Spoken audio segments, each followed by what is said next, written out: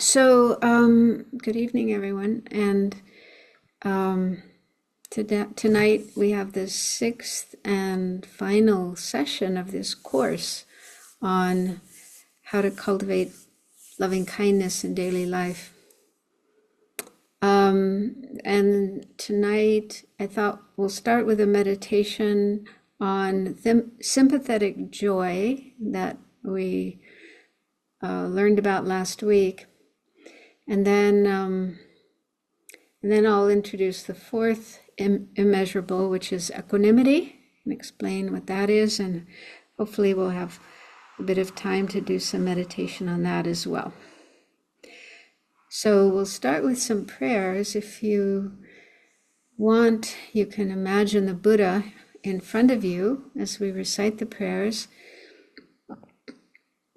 See the Buddha as the one who you're taking guidance from, someone who's extremely wise and compassionate and able to help us, to guide us, to become free of suffering and eventually reach complete liberation and full enlightenment. So try to have that feeling of taking refuge in the Buddha.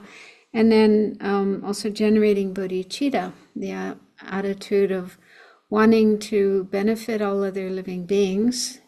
And the best way we can do that is by becoming a Buddha.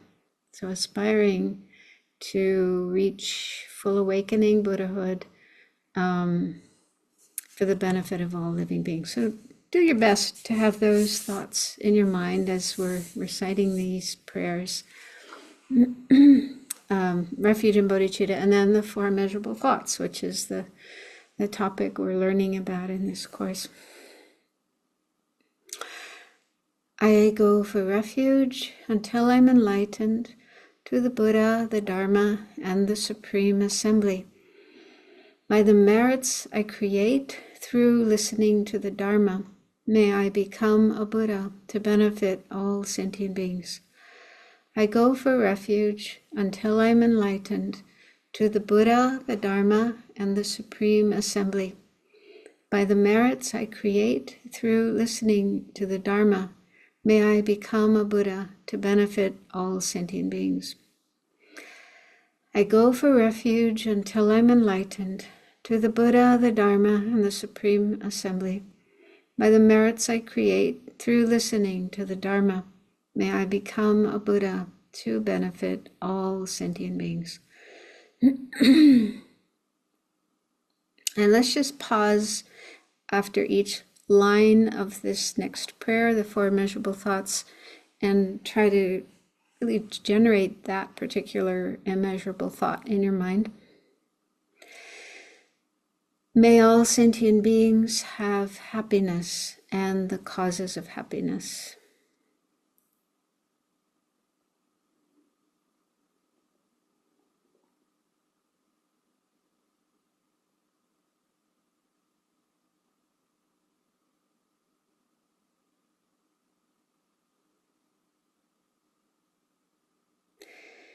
May all sentient beings be free from suffering and the causes of suffering.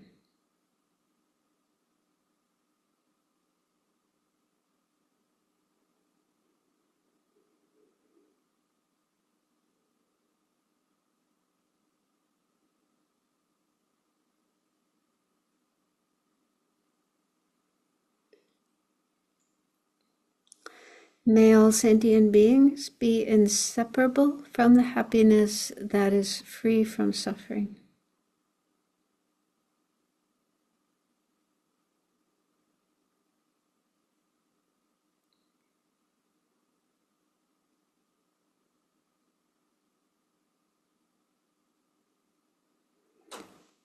May all sentient beings abide in equanimity, free from attachment for friends and hatred for enemies.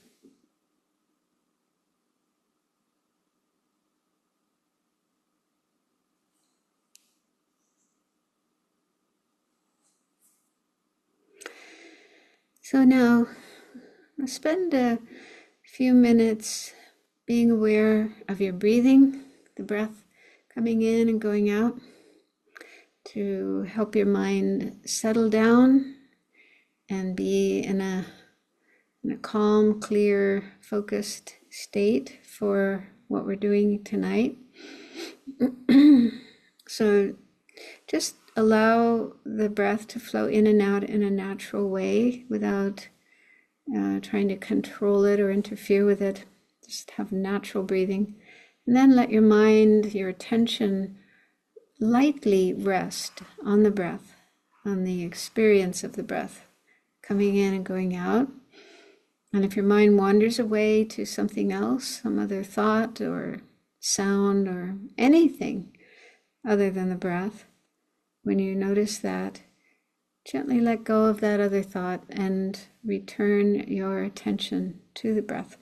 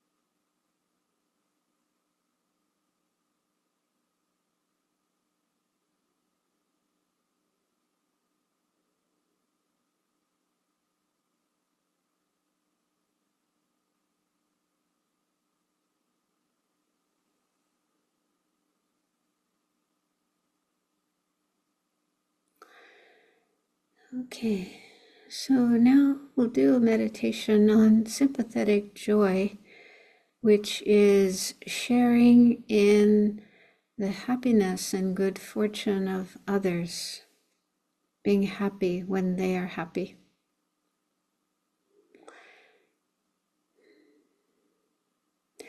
So bring to mind the person you know who is enjoying some good experiences right now. Maybe they just bought a new house or a new car, or they have a new relationship that they're really happy with. Or maybe there's nothing new in their life, but they're just very content, very happy with their life, with the things in their life. So bring someone like that to mind.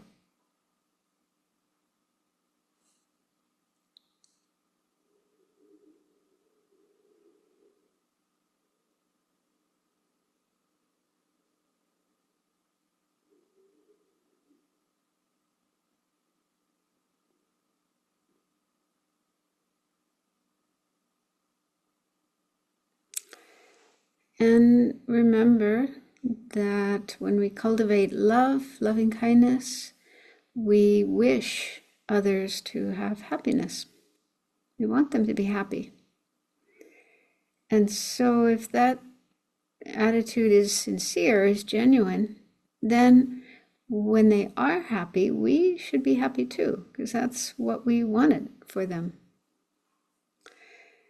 So think about that person, think about their happiness, their good experiences, and feel happy for them. You can say to yourself words like, I'm happy that you are happy.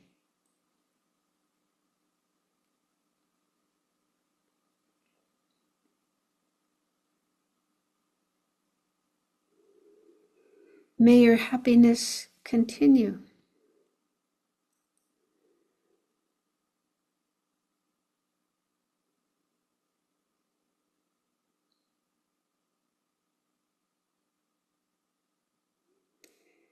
May your happiness increase.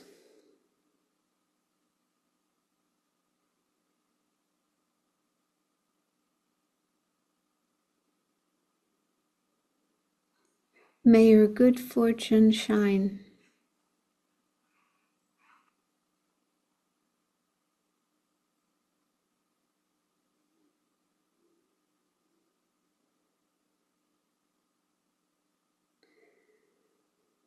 Now let's try the same with someone we're not so close to.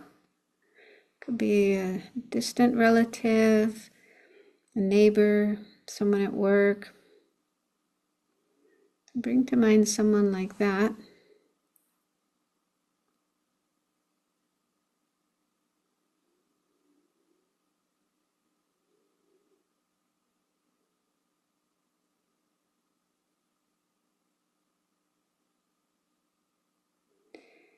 And then think about their happiness, their good fortune, their good experiences, good things that are happening for them in their life.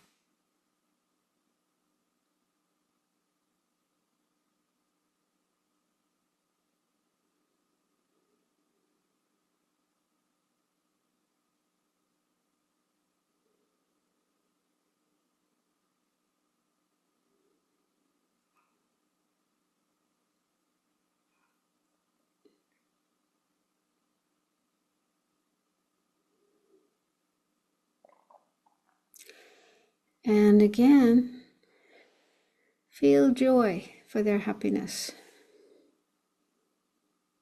You can say things like, I'm happy that you are happy.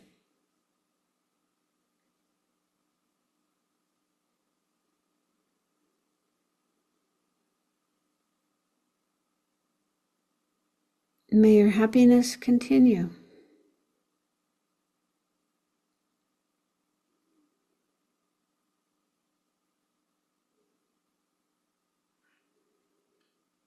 May your happiness increase.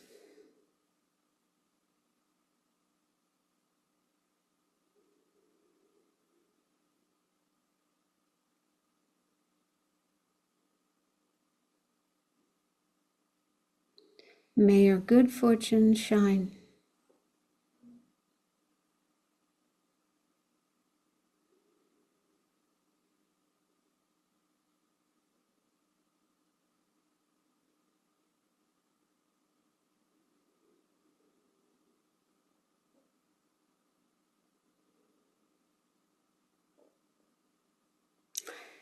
Now, imagine yourself in a situation where there are many people, maybe some people you know, but others you don't know. And it's a situation where people are enjoying themselves, like a party or in a restaurant or in an airport where people are getting ready to take flights to some wonderful place with their family, maybe for Christmas holidays. So you can see that people are happy. They have smiles on their faces and look excited.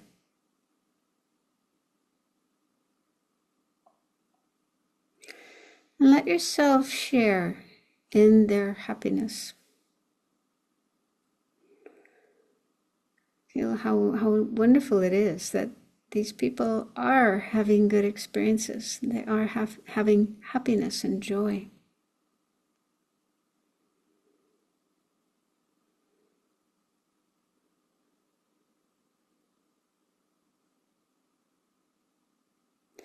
and wish that this happiness will continue, won't be stopped or interrupted.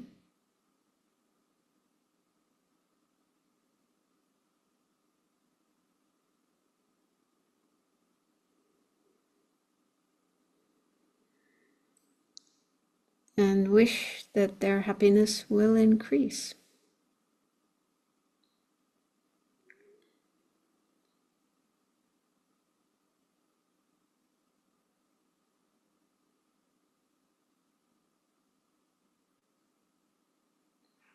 And wish that their good fortune will shine.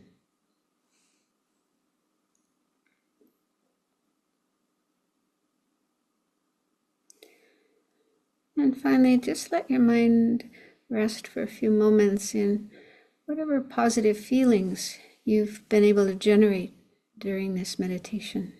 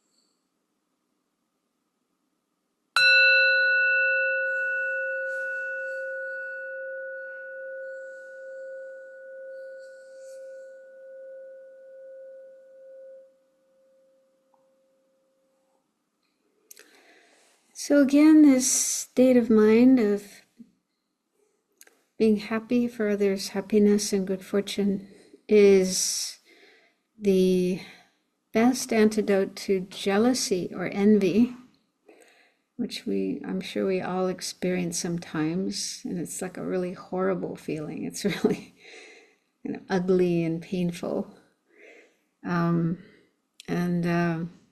It's good to know that we have a choice. We don't have to get stuck in those feelings, jealousy, envy. So if we can recognize this isn't nice, this isn't good, this isn't pleasant at all, then we can try to generate this opposite state of mind, which is joy, rejoicing, being happy for the other person's good fortune instead of envious, jealous. And as I said last week, that may not be easy to do. You can try to do it, but you might not be able to generate that feeling.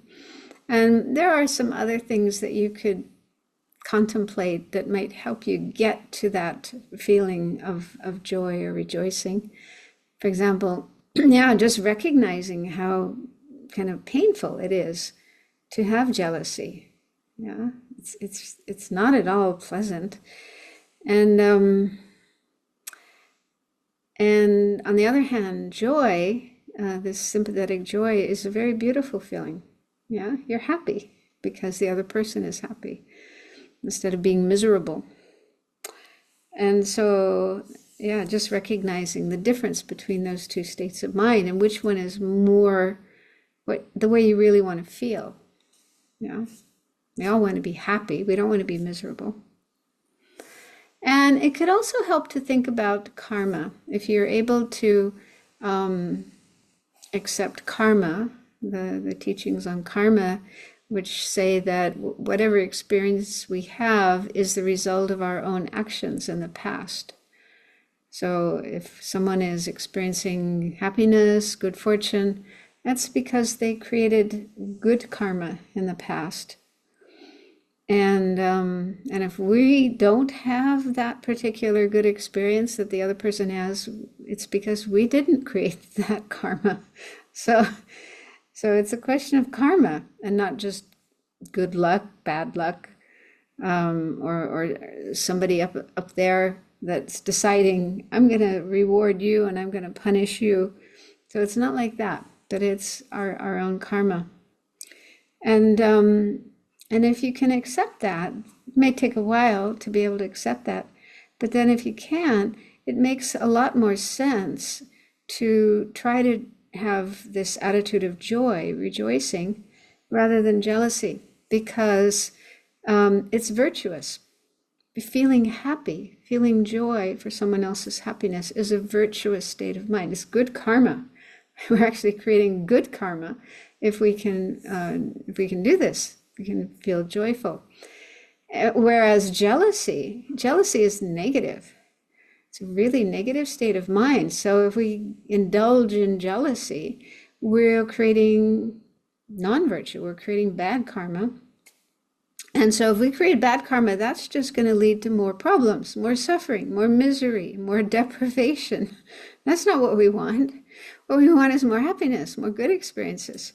So if we can feel joyful, then we are creating the cause to have more good experiences in the future and get to where we want to be, right? We want to be happy. We want to have good experiences. So by feeling joyful, this feeling of joyfulness, then we are creating the cause to get those good experiences. So that may take some time to think about, but it's just kind of logical that if you really want to be happy, you need to practice joy, sympathetic joy, and try to avoid jealousy. So those are some other ideas that might help to get your mind into that state. And even if it isn't a genuine feeling, right? You may not really feel joyful for the other person. There might still be some trace of jealousy there.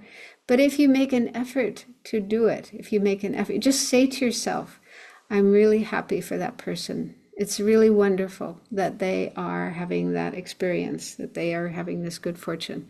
Just try to say that to yourself and see what effect it has on your mind. You probably think, yeah, this is a much better way to think and feel than being jealous. And so even if it's not 100% genuine, if you just try to do it, you know that expression, fake it till you make it? So yeah, you try to generate that feeling. And if you keep doing that, eventually it does get easier and you will be able to feel it. So that's my experience. So, and I during this meditation, I suggested some phrases, some words you could say to yourself to generate this feeling of joy, but feel free to write your own phrases. You don't have to use those words, just write your own words, your own script, to have that state of mind of feeling joy for the happiness, good experiences of others.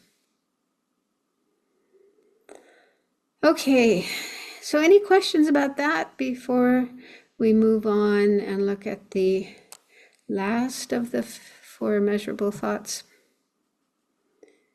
Anything unclear about sympathetic joy?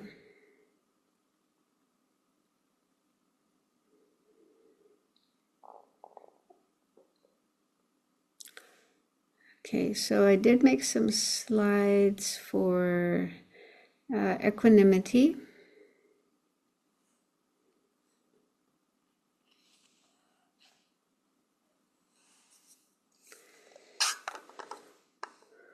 Okay, there we go. So equanimity, the Sanskrit term is Upeka, one of our kitties named Upeka. He's pretty equanimous, but there's one of the other cats he doesn't like at all. So we have to keep them separate. Otherwise they get into fights, but yeah. Anyway, hopefully he'll get there one of these days. So this is expressed in the last line of the prayer of the 4 measurables, where it says, may all sentient beings abide in equanimity, free from attachment for friends and hatred for enemies. So the first bullet point is a kind of description of equanimity. not so much a definition, but what it's about. So it's an even-minded attitude that regards all beings as equally deserving of our respect and concern, our love and compassion. So I wrote that myself. I wrote that line, and I did it this way because people sometimes have the wrong idea that equanimity is like indifference, that it means being just uncaring, unfeeling, cold, indifferent, right? So it isn't like that. What we are trying to do in our practice is to develop love and compassion, these really warm, loving, caring feelings for others, and to do so across the board, to cultivate those feelings for everyone, not leaving anyone out. So that's the real meaning of equanimity. Equanimity is where we are able to encompass everyone, every living being, in our good wishes for their, for them to be happy, for them to be free of suffering, and so on and so forth. So it's the opposite to having an attitude of bias or being discriminating. I like these people and I don't like those. I want them to be happy, but I don't want them to be happy, and so on. Yeah. And in some versions of the prayer of the four measurable thoughts, there's different versions of prayers that express the four measurables. The one that we've been doing starts with loving kindness, and then equanimity comes last. But in other prayers, like there's a longer prayer of the four measurable thoughts, and it starts with equanimity. Equanimity is at the beginning. And also, if you're familiar with, in the Lam Rim, the stages of the path, there are different methods for cultivating bodhicitta. Bodhicitta is this aspiration to become enlightened, to become a Buddha for the benefit of all living beings. One of the methods for cultivating bodhicitta, it's known as the sevenfold cause and effect method for developing bodhicitta. It has like 7 steps. And in that method for developing bodhicitta, equanimity is at the beginning. You're supposed to start with equanimity, evening your feelings towards others. And then on top of that, you can build the feelings of love, compassion, and so on. But they say, you really need to start with equanimity. And they say it's similar to, like, if you want to construct a building on a piece of land, before you start putting up the building, you need to level the land. You need to get the bulldozers in to make the land level and smooth and even. And then the building you put on top of that will be stable and strong and will stand up, won't fall down. So in a similar way, we're trying to develop love and compassion and bodhicitta for all living beings. So equanimity helps us to ensure that, like the next bullet point says, it ensures that our loving kindness, compassion, and joy can be extended to everyone without exception, not leaving anybody out of our good feelings towards others. And in this particular prayer of the four measurables, the line up, you can see up at the top there, it says, "May all sentient beings abide in equanimity, free from attachment for friends and hatred for enemies." So we are wishing all sentient beings, everybody, to be able to have equanimity. And does that mean we just want others to have equanimity and not ourselves? It might sound like that. Some people might think that way. I want everybody else to have equanimity. I want everybody else to stop having attachment and aversion, but I want to keep having attachment and aversion. So, I mean, that I hope nobody thinks that way, but that would not be correct. I mean, we are a sentient being. So if we are wishing all sentient beings to have equanimity, then of course we are included within that. But, in a realistic way, we have to start with ourselves. We can't make others have equanimity and be free of attachment and hatred if we ourselves are still stuck in those states and in those attitudes and discriminating others. So we realistically, the way of doing it is to start with ourselves. And if we can cultivate equanimity, I mean, it is difficult to do. It takes quite a bit of time, but it's possible if we work on it slowly. So cultivate more equanimity in ourselves, then we'll be in a better position to help others to do the same, to cultivate equanimity too. And then down at the bottom, the third bullet point says, its far enemies are attachment and hatred. I put hatred in brackets because in the traditional texts, they just mention attachment. Attachment is a far enemy, but I think hatred is as well. So the far enemies are the states of mind that are opposite to equanimity. So opposite to equanimity is where we have this state of mind where we have attachment to a certain number of people, right? There's certain people, certain beings that we're very attached to, we're very fond of, we care about, we give them a lot of energy and care and so on. We want them to be happy and free of suffering. But then there's another group of people that we don't feel that towards, and instead we have aversion, anger, even hatred. And so we kind of close off our heart to them.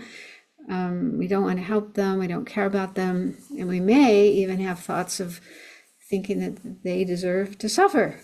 We may even think about making them suffer. So this is the situation of someone who's opposite, who doesn't have equanimity, and that's the opposite state to equanimity. And then the near enemy is a state of mind that looks similar, but isn't really that. So here we have indifference. So indifference is something that can look like equanimity, but isn't really. And I once heard a talk by Alan Wallace. He's done a lot of courses and also wrote a book about the four measurables. And he said that people sometimes think of equanimity as the same as indifference, being cold and unfeeling, but that is not the case. He said our mind should have strong love and compassion, and we work on extending those feelings of love and compassion to everyone, seeing every living being as deserving of those feelings. So equanimity isn't like just no feeling at all. It isn't like that. We do have very warm, caring feelings, respectful feelings towards others, but we do it in an even-minded way. And also Thupten Jinpa, who I mentioned earlier, because he was involved in developing a compassion training program at Stanford University with several other people, and he wrote a book about the experience of that, and it's called A Fearless Heart. And I read an interview with him in which he said that in that compassion training program that he helped develop, he consciously avoided overemphasizing the equanimity step, because he says people sometimes take the wrong message out of this and think that compassion and equanimity from a Buddhist perspective means that we shouldn't be favoring our own children. that we shouldn't love them more than a stranger's kid. And he says, I don't think that's the correct interpretation. Instead, the message is that you should train your mind and heart to a point where you would be able to love the stranger's children as much as you love your own children. So he also is talking about how he encountered misunderstanding about equanimity, people not really getting the point. And later I'll explain a few other points about equanimity that might help make it more clear what is this state of mind we're trying to develop. That it isn't indifference. So in the next slide, we see our usual attitudes. So probably, if we're honest with ourselves, we will acknowledge that we don't have equanimity. And instead, we have this tendency to have different feelings for different people. So the way it's explained in the teachings is that we divide people into 3 groups: friends, enemies, and strangers. And we may not necessarily use those terms, but if we understand what they mean, then we'll probably recognize that this is happening, that we do this. So the term friend refers to people we like. So that can include family. Yeah, if our parents and siblings and so on, cousins. So family members, as well as acquaintances, friends, and so on. People we like. So the term friend simply refers to the people we like, we have good feelings for, and we might also have attachment to them. Yeah, we sort of cling to them. We want them to be around, and we don't want to be separated from them. We don't want them to go away or to die or to change. So there's usually some clinging there, some attachment there with regard to friends. In the second group, they use the term enemies, and I always had trouble with that term. And also in the traditional texts, they say an enemy is someone who wants to kill you, And I always had, I don't know anybody that wants to kill me. I've never encountered anyone like that who is trying to kill me or, beat me up or anything like that. And but on the other hand, I could find lots of people that I find annoying. That there's just something about them I don't like, or it could be their views, their ideas, it could be their habits, the way they talk, many different things. So for me, enemy just means someone I don't like, someone I feel annoyed about, or angry at. I mean, it could be stronger feelings, like you may have anger or even hatred towards. So that's why I describe it like that, just someone you dislike. And then the third group are strangers. And those are the ones towards whom we have kind of neutral feelings. We don't really like them. We don't dislike them. We just kind of feel nothing. That's where indifference comes in.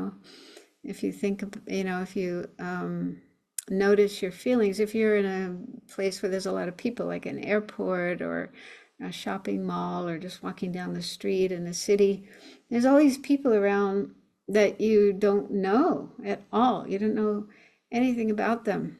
And if you check the feelings you have towards those people, then you'll probably recognize you don't really like them, you don't really dislike them. It's just kind of this neutral feeling. So that's the meaning of strangers.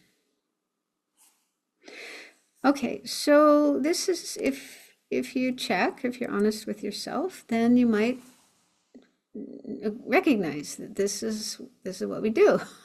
In fact, in fact, I think, everybody in the world, the 8+ billion human beings in the world, falls into one of these categories. And I think that, yeah, the number of friends that we have is probably fairly small. The number of enemies, hopefully that's also pretty small. But strangers, that's probably the biggest group. The people we just don't know at all, and we don't feel anything towards them. So that's probably the majority are in that group.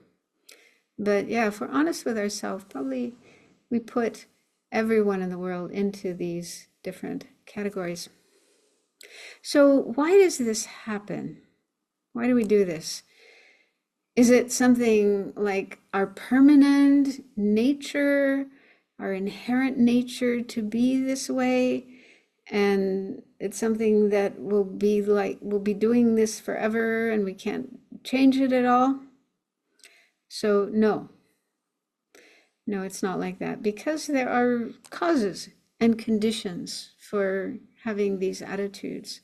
And if we know what these causes and conditions are and we work with them, we can reduce them, and then we can have less of this biased, discriminating attitude and more equanimity.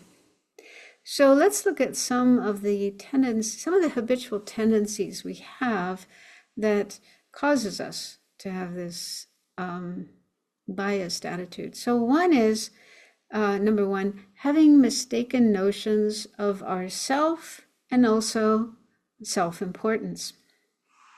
So as you probably know, in Buddhism, there's this idea of selflessness or emptiness, where the idea we have about ourself, the view of I, me, myself that we carry around with us all the time, according to Buddhism, is wrong. We have an unrealistic, exaggerated idea of ourself.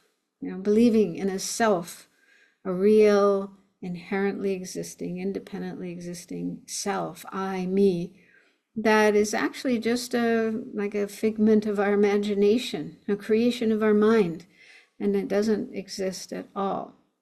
That doesn't mean we don't exist. We do exist, but we don't exist the way we think we do. So we have a very unrealistic idea of ourself. And together with that wrong idea of ourself, we also have this idea of self-importance. We feel I am the most important person in the world. I am the center of the universe. I mean, probably nobody would want to admit that they think that way. It's not something we do deliberately or consciously. It's more of a kind of instinctive tendency that we have, where we think I am more important than everybody else.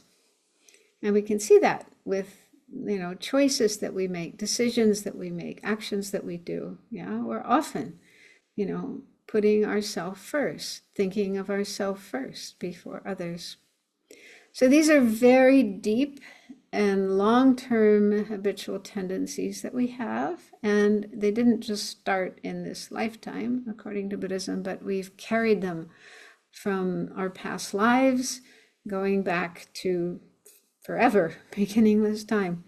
So they're really long-term, deep, and not easy to overcome. But that's the root of the problem. The root of the problem is believing in a real I, which doesn't exist the way it seems, and then thinking that we are more important than everybody else. Then the second is what are called the three poisonous attitudes of attachment, aversion, and ignorance. So these are in our mind as well, these afflictions or delusions. Attachment, anything or anyone that we find attractive, pleasing, a source of happiness. This makes me happy. I am really important. I want to be happy. This person or this object makes me happy, and therefore I want it. I want to keep it, to own it, to possess it, to have it close to me as much as we can, and not be separated from it. So we have that tendency of attachment. So we get attached to people that make us happy, that behave the way we want them to behave. So towards those people, we get attached.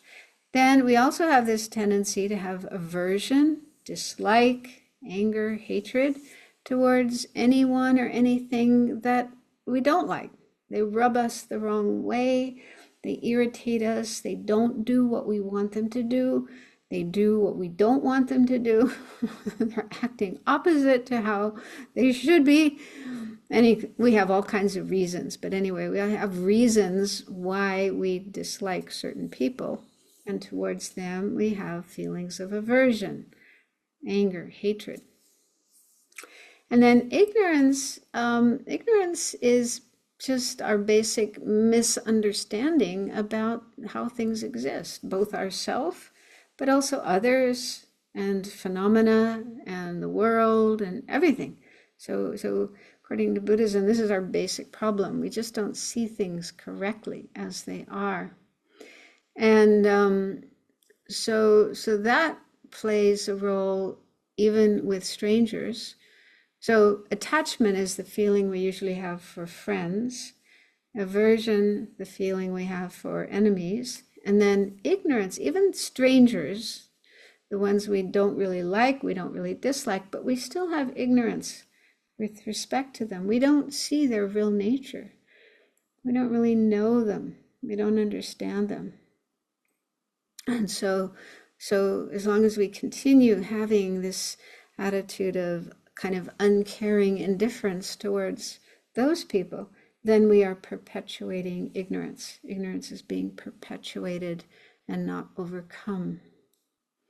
So this is a little hard to understand, and it may be too much for you right now, but anyway, you've probably heard that, we have these three poisonous attitudes in our mind: attachment, aversion, and ignorance, and these are the main causes of our suffering. But they are also the causes for why we have this tendency to divide people into these three groups. And then the third point there is overestimating others' good and bad qualities. So this is another sort of habitual tendency in our mind. It's just the way that our mind works.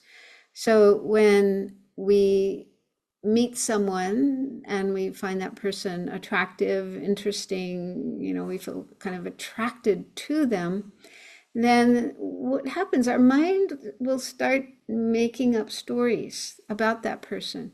We may not know them very well at all, but we start thinking things like, oh, they're really attractive. Oh, if I could get close to that person, I would be so happy. Oh, and so on and so on.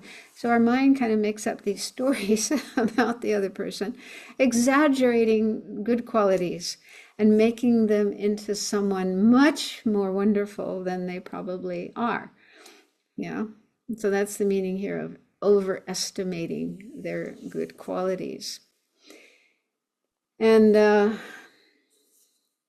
then with people we dislike, we do the opposite. So if there's someone who rubs us the wrong way, we feel some annoyance, some irritation towards them, then our mind will again start making up stories about this person, but negative ones, exaggerating bad qualities and putting them down, and even imagining them to be much worse than they really are.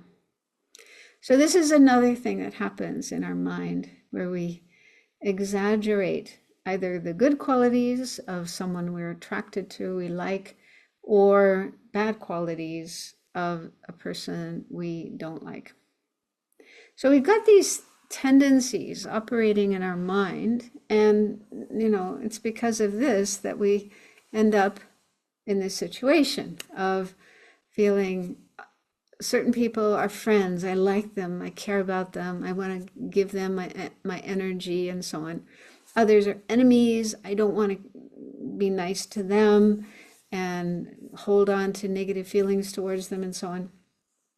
And then strangers, just a kind of uncaring indifference to everyone else.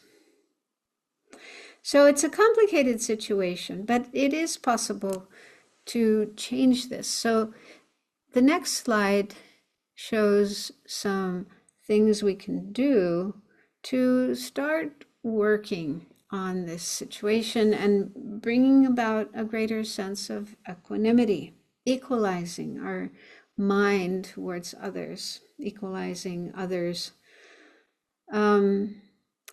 So the usual meditation, probably many of you have done it before, the usual meditation in the Lam Rim for cultivating equanimity asks you to bring to mind 3 people that are examples of those 3 groups. So bring to mind a friend, someone you like, someone you care about. Imagine that person in front of you. And then think of an enemy, someone you don't like, and imagine that person also there in front of you. And then think of a stranger, someone that you have no feelings of liking or disliking for, just neutral feelings. So you imagine those 3 people in front of you that represent those 3 groups. And then you do some investigation, some analysis, investigation, asking yourself different questions. So one question that is helpful is to ask yourself, do you have good reasons for discriminating these 3 people? Okay, so if you look at the feelings you have towards these 3 people and you ask yourself, why do I feel this way? Why do I like that person so much? Why is it I can't stand that person? Why do I feel nothing towards that person? What are your reasons? There's always reasons for feeling the way we do. So investigating your reasons, be honest, and then, ask yourself, are these good reasons? Is this a good reason for being biased? Yeah. So that's something you can explore on your own. And the second question is looking at whether these relationships are permanent or not. And if we're honest with ourselves, we'll probably notice that we do feel that way. There is a sense of solidity, permanence, like, oh, this friend is going to be my friend forever. We're always going to get along. We're never going to have any problems. They're always going to make me happy. So we might feel that way. But is that realistic? Yeah. Is that really what happens in relationships? And same with the enemy, the one you dislike. You might feel, oh, I will never be able to get along with that person. I'll never be able to like that person. I'll always have these, bad feelings for them. So again, there can be a sense of permanence there, solidity. And the same with a stranger. You might think that relationship is permanent, that you're never going to get close to that person, never feel anything for that person. But is that true? Yeah. And if we look at our experiences in the past, probably many of us have had experiences where, we have a breakup with a friend, and then that relationship turns sour, turns bad, and we may even have hatred for each other, right?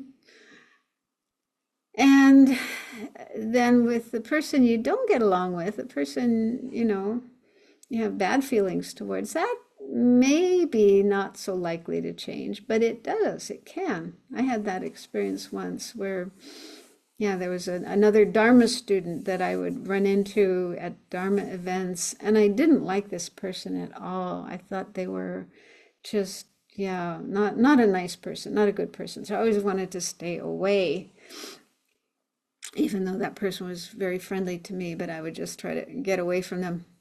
And then there was a situation later where we were both in another situation with a teacher, one Lama, that this other person was very close to, and I saw some really good qualities in that person. I saw they had a lot of devotion.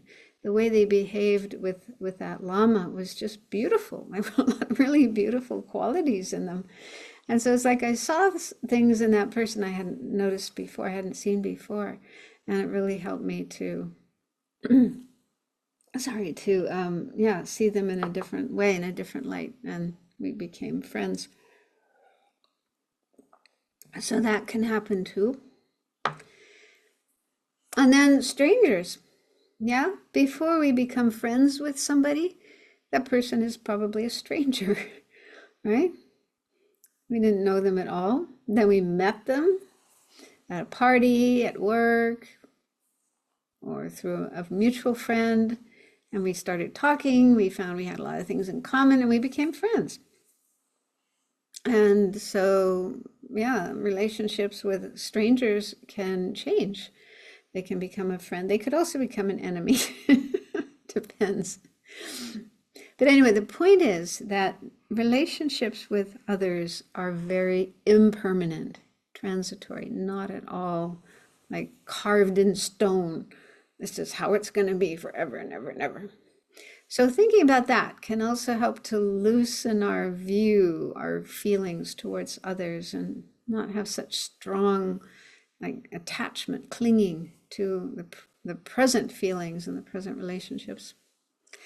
And another thing that I find helpful, the third one, is no one is a stranger, because the Buddha said everyone has been our mother, father, child, and so forth in past lives. So there, I did find the source of this in one of the sutras in the Pali Canon.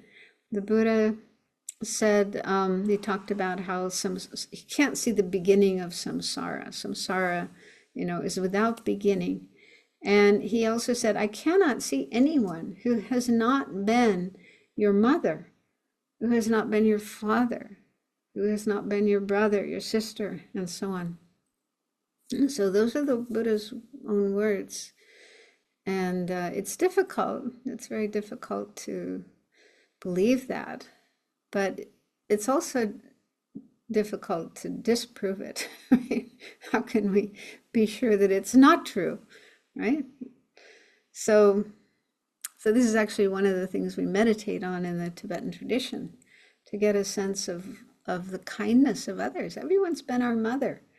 We have been the child of every being, and they've shown us tremendous care and kindness and so on. So if you think about that and it kind of makes sense to you, then that means there's really nobody who is a stranger.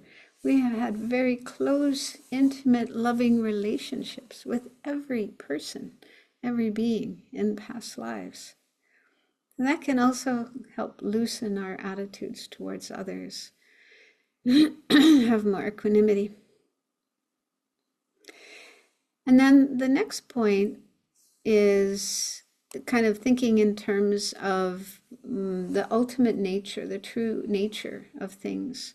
This is maybe a little difficult, but we can ask ourselves, is anyone a friend or an enemy or a stranger from their own side, independent of our mind?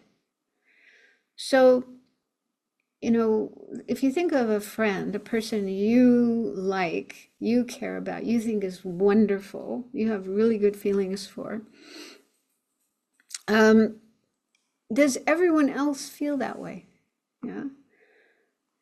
Does everyone else have the same kind of relationship and the same kind of feelings for that person? So probably not. There are probably people who don't like that person, who find that person very annoying, who may even hate that person, right? So in your mind, for your mind, that person is a friend, but for somebody else, that person is an enemy. And then others would see them as a stranger, have no feelings at all. So the point is, these are just labels: friend, enemy, stranger. These are just labels that our mind puts onto people because of causes and conditions, different factors.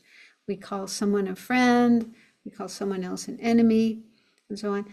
But they don't exist that way from their own side, independent of our mind. If they did, everybody would see the same person as a friend. Everybody would see the same person as an enemy.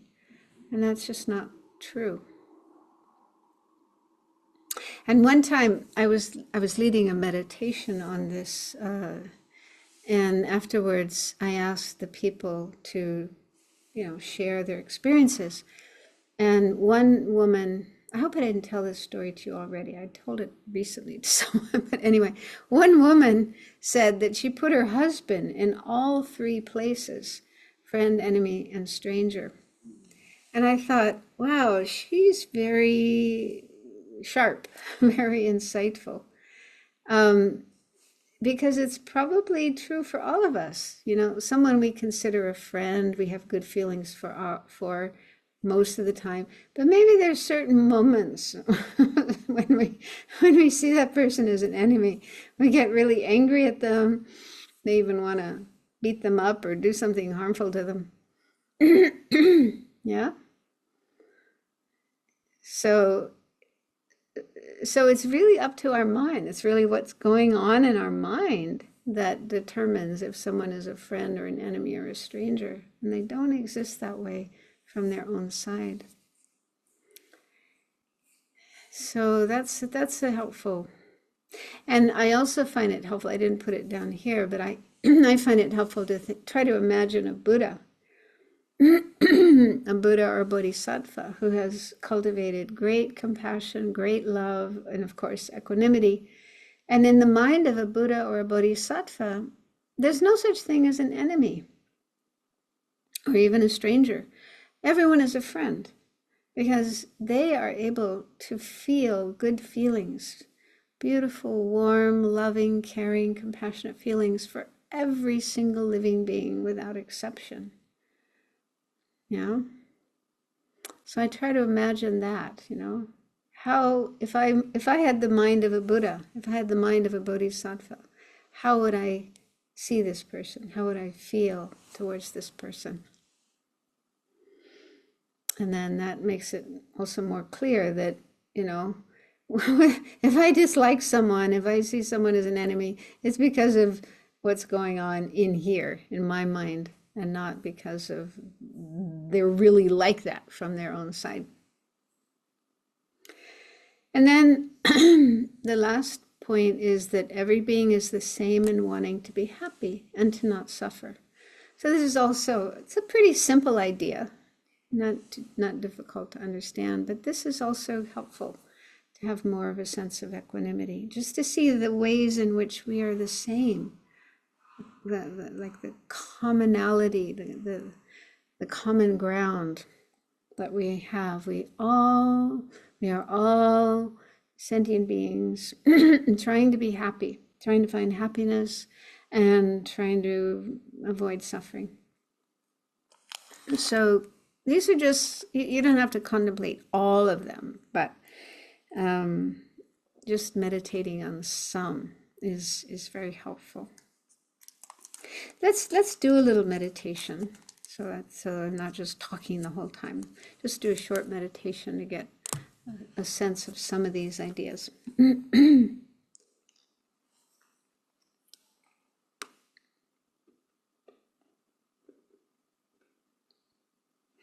So get yourself into a comfortable position for meditation.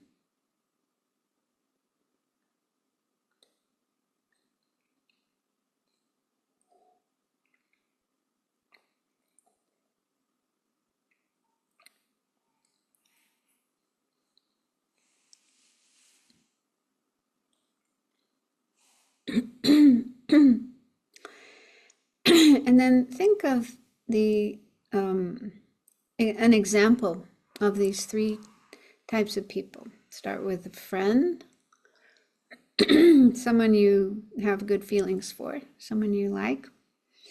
Imagine that person in front of you, but a little on the left side.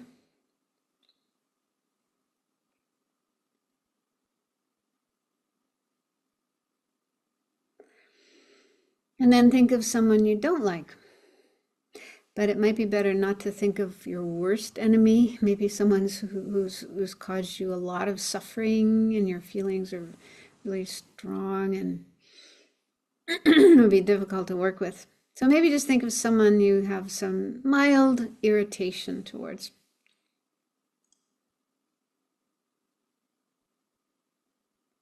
And have them in front of you, but over on the right side.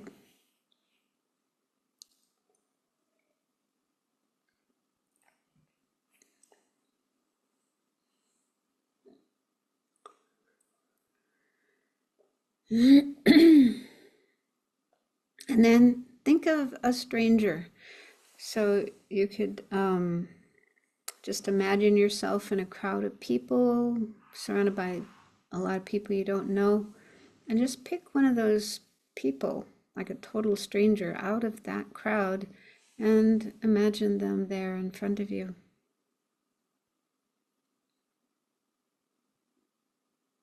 Between the other two.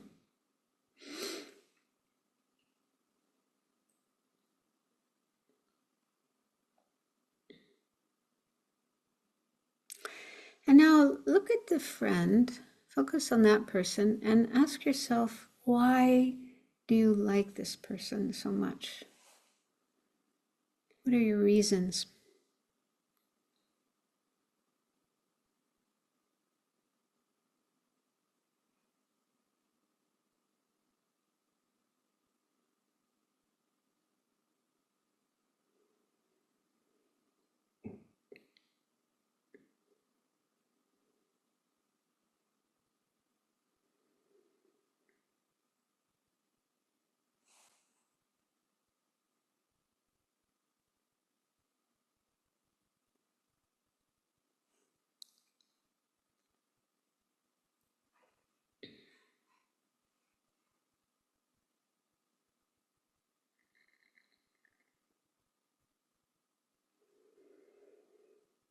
And then focusing on the enemy, the one you don't like, ask yourself, why? What are your reasons for disliking that person?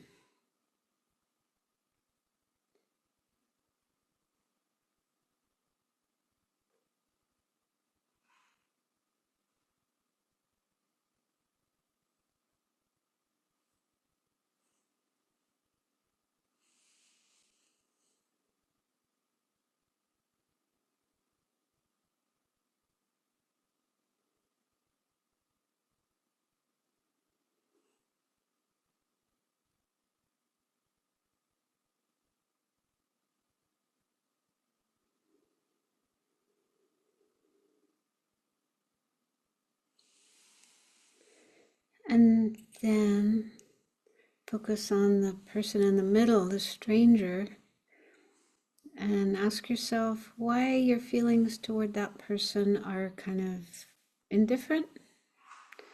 You don't really like them, you don't really dislike them.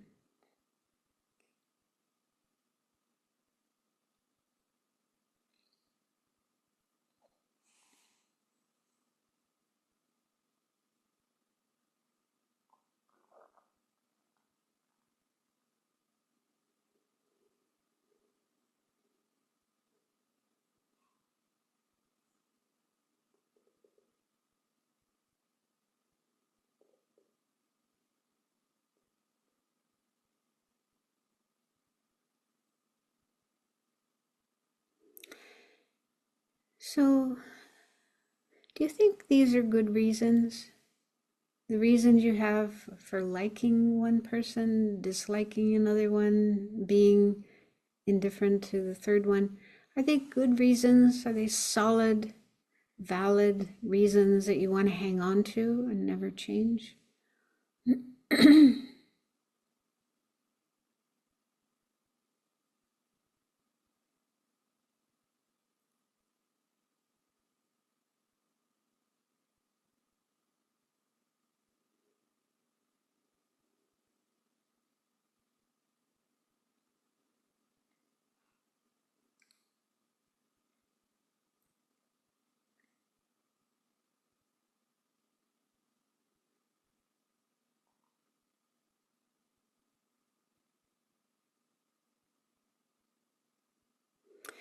And ask yourself if you think these relationships are permanent and unchanging, You will always get along with the friend, and you'll never be able to like or get along with the enemy, and you'll never have any relationship with the stranger. So is that realistic? Do you think that's true?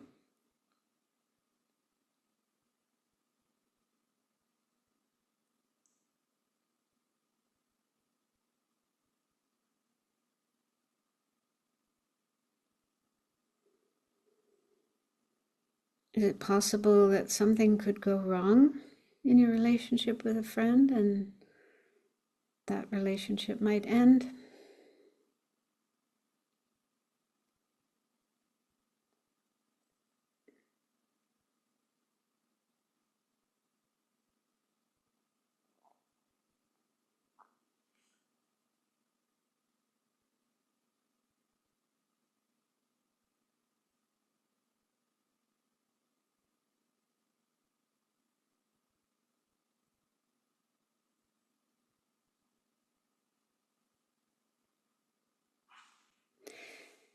And is it possible that something could happen in the relationship with the enemy that would bring you closer together, having warmer, more caring feelings for each other? Is that possible?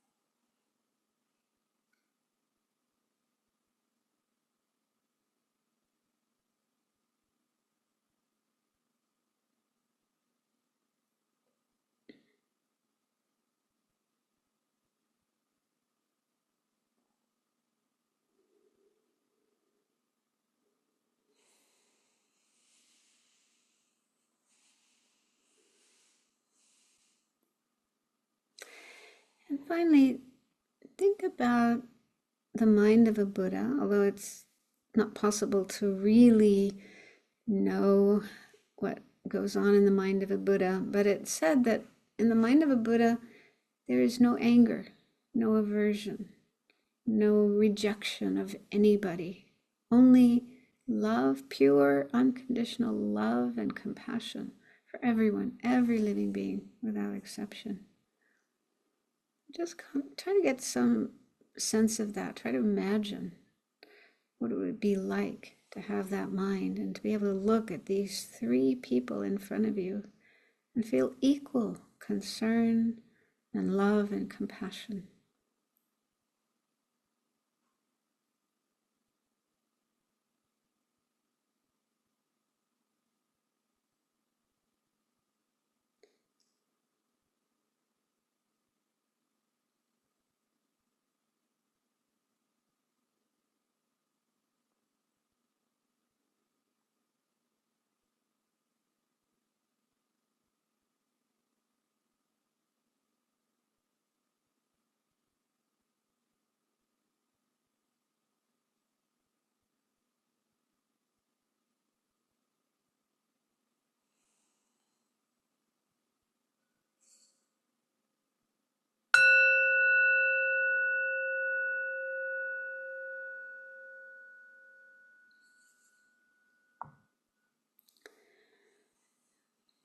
So that's just to give you some idea of how you could think in a different way to work towards equanimity.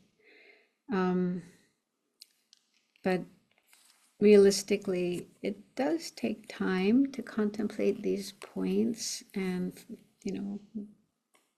have them make sense, understand them, and slowly then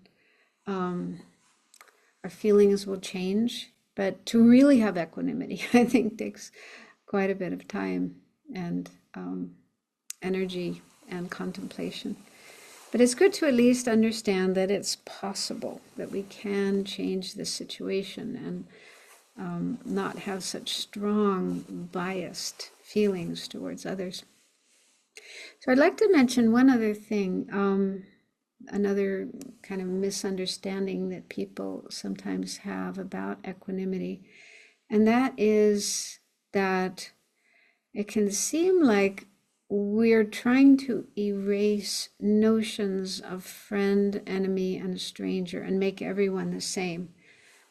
So some people think like, we're just trying to see everybody is exactly the same, and there's really no such thing as a friend or an enemy or a stranger. But it doesn't seem to be true, because in Lama Tsongkhapa's text, the great exposition of the stages of the path, the Lamrim Chenmo, he says, it is not the notion of friend or enemy that you need to stop, but the bias that comes from attachment and hostility, which are based on the reason that some people are your friends and others your enemies. And I found one commentary to that statement that explains it more. One commentary says, temporary friend, temporary enemy, and temporary neutral person do in fact exist, but there is no such thing as a permanent or unchangeable enemy, friend, or neutral person. So the way I understand that is that when we're doing this meditation, trying to develop equanimity, we're not denying that some people are kind to us and helpful to us, and there are other people who are harmful.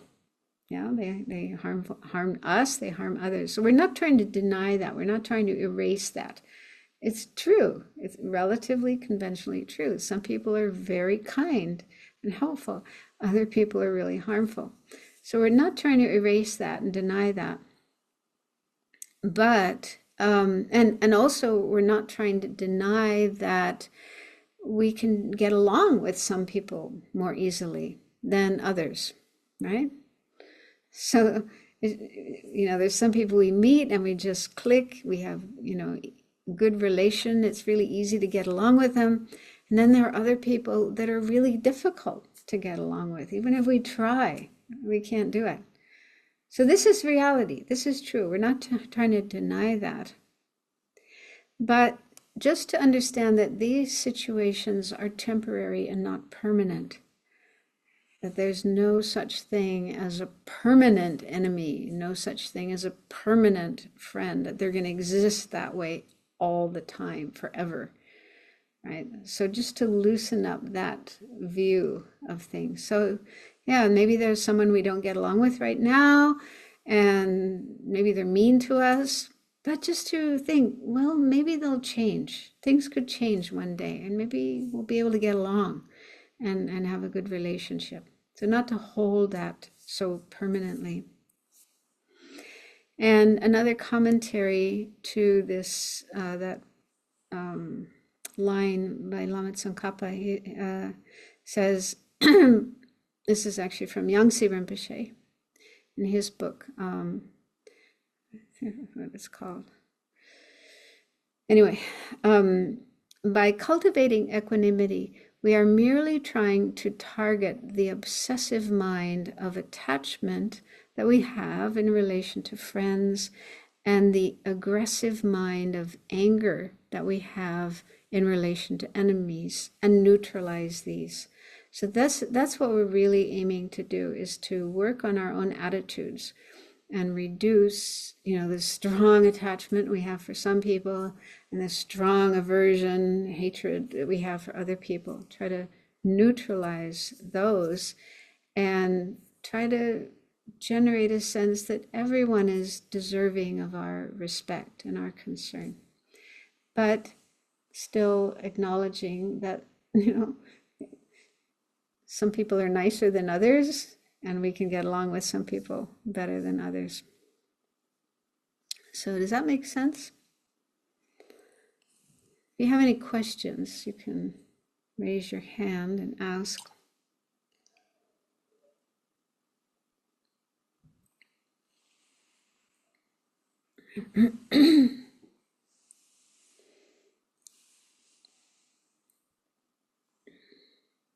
So there is a lot more that and we could spend a whole course, a whole 6-week course, just looking at this idea of equanimity.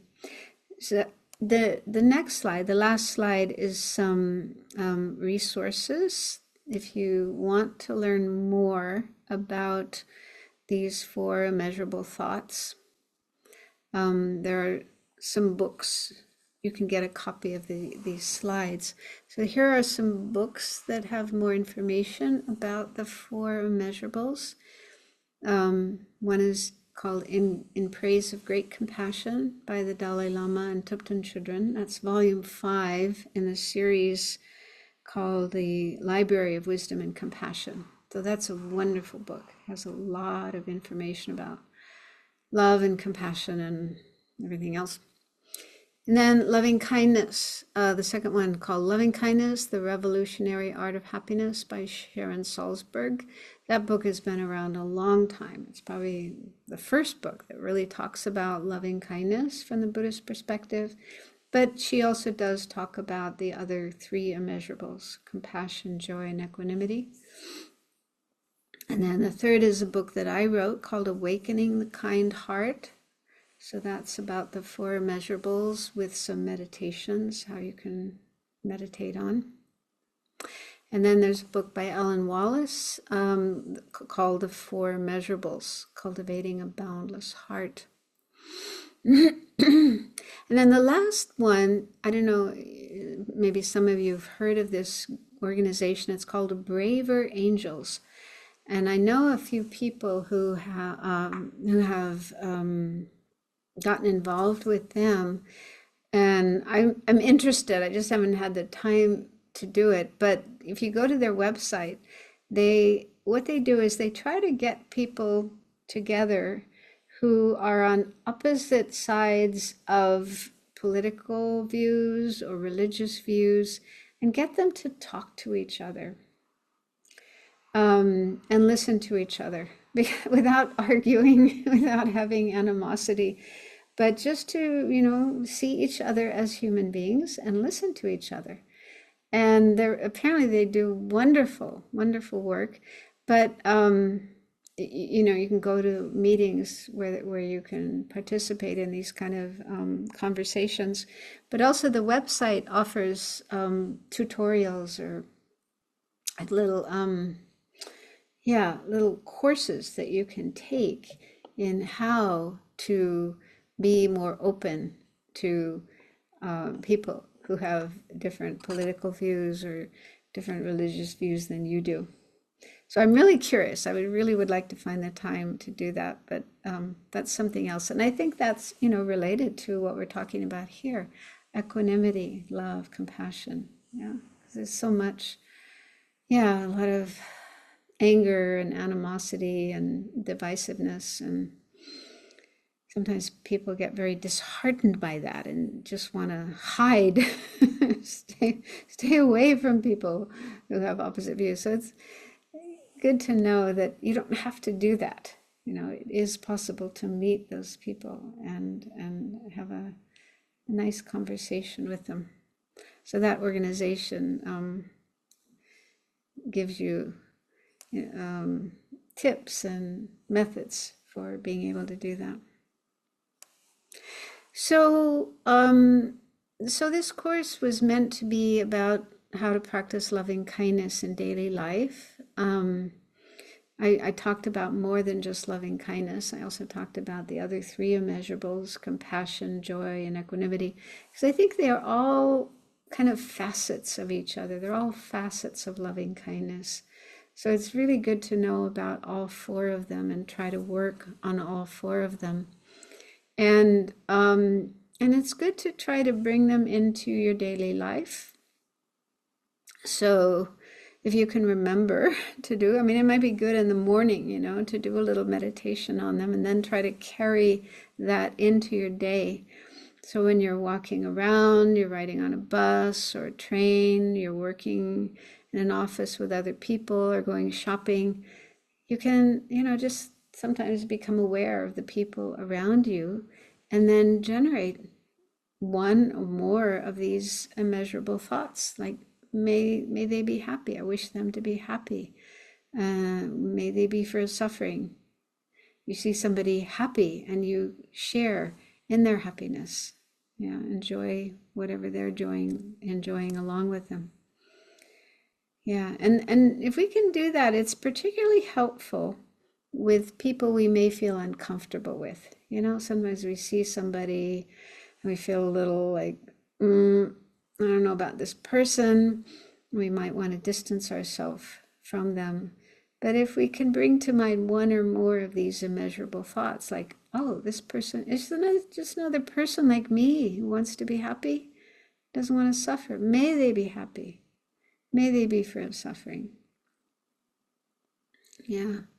So that can really help us feel more comfortable with that person and just lighten the energy around us between ourselves and the other person, and makes it easier to relate to them like another human being rather than someone scary.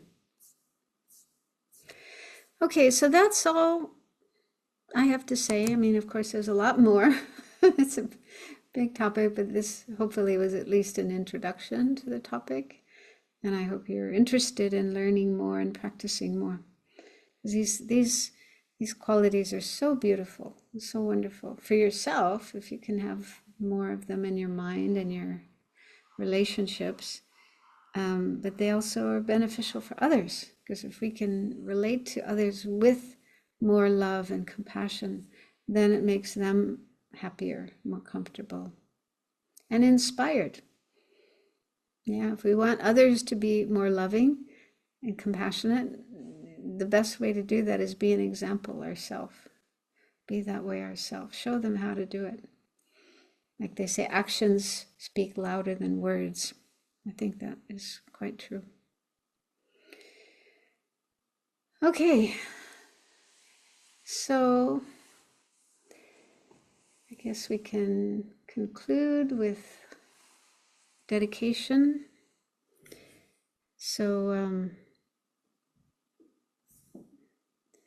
you can think of all the merit, the positive energy that we have created during these 6 weeks.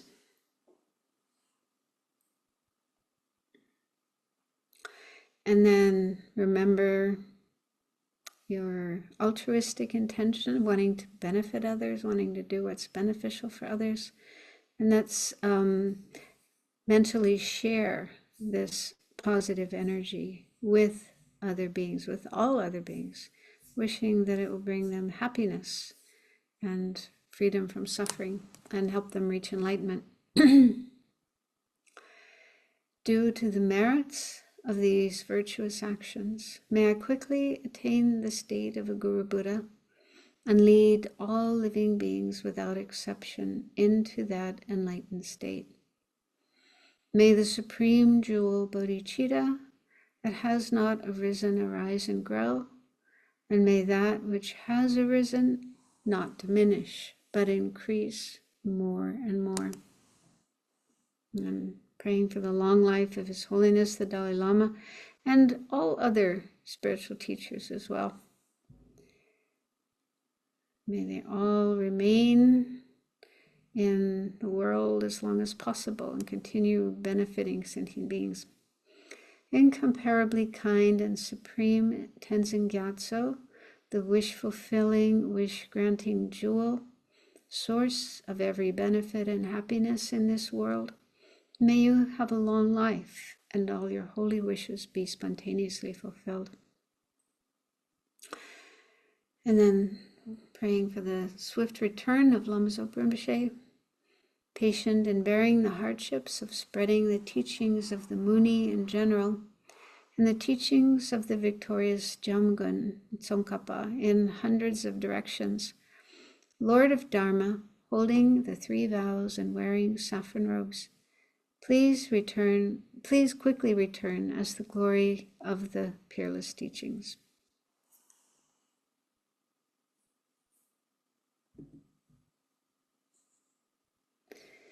So thank you everyone for joining, and thank you Sila for facilitating, showing the slides and the prayers and all. I wish all of you the very best in your cultivation of loving kindness and the other immeasurable thoughts.